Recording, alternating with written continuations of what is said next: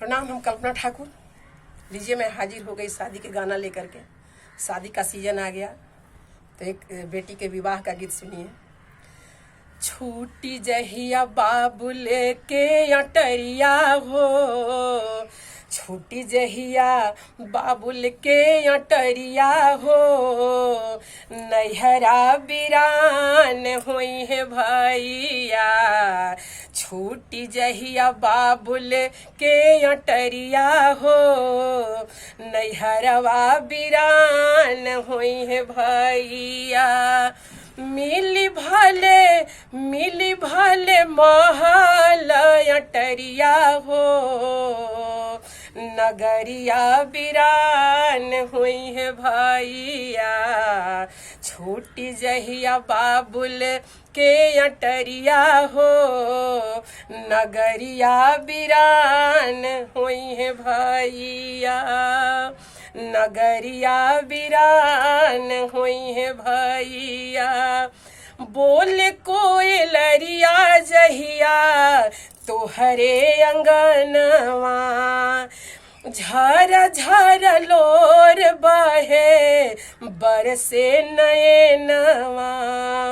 बोल कोयलरिया जहिया तोहरे अंगनवा, झर झर लोर बहे बरसे नयनवा। याद आई है बाबू महतरिया हो, नगरिया बिरान हुई है भैया। याद आई है बाबू महतरिया हो, नगरिया बिरान हुई है भैया। छोटी जहिया बाबुल के अटरिया हो, नगरिया बिरान हुई है भैया।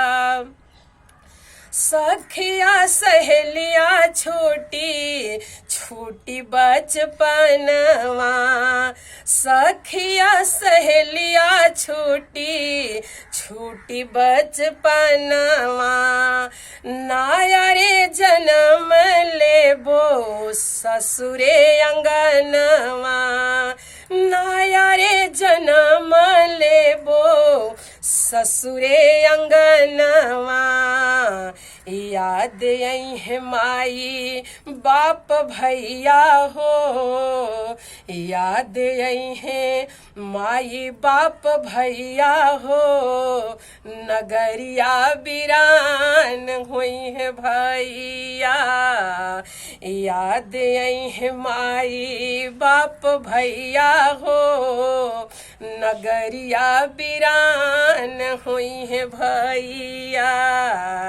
छूटी जहिया बाबुल के बखरिया हो, नगरिया बिरान हुई है भैया।